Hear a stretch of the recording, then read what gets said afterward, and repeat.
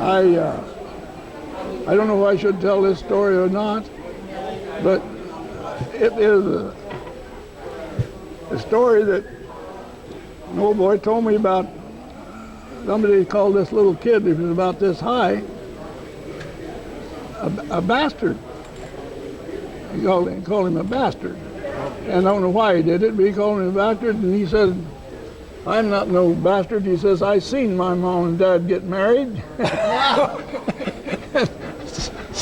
So I was performing this wedding, and I'm going through it. There's 100 people there, I guess, and by God, you know, there's a little boy standing there that I knew belonged to that woman. And I thought about that story while I was performing that wedding. And that tickled me, because it hit me right there. But that was just a story, but I'm full of them. Thing, you bet. Second born. Well, I can add a little bit about, I'd say that Andy is a natural-born judge, because I knew his grandfather, and he was justice of peace for 12 or 15 years. So I think this, it kind of rubbed off here a little bit. That I used to watch my grandfather hold court, and that was very interesting.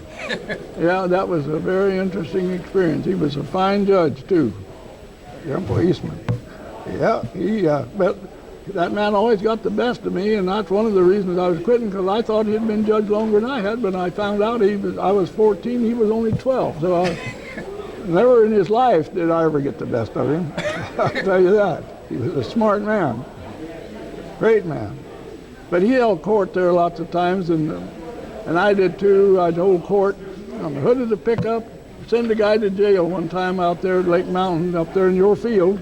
He came there, and he wanted me to, happened in my district, so he wanted me to be the judge, and it was just a drunk driving case, and I sent him to jail for 6 months, which I had to do, and he said, "Well, I'd a damn sight rather be sent to jail by a man working like you are." He says that some of those so-and-sos, he says, sitting behind a desk, and he says, "Well, that's the way it is." And so about 6 weeks later, the sheriff of the county, which was Tom Kelly, he called me up one morning, and I knew him real well, and he says, "Andy, goddammit," he says, "we're feeding this guy." He says, "Would it be okay for you if he turned him loose?" And I says, "Hell yeah, he might have reformed completely. Turn him loose."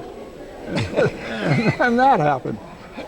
He didn't have to serve the 6 months. But anyway, it was really interesting. You run into so many different things when you're a judge. You're just family fights. And I used to have to go to different courts and hold court.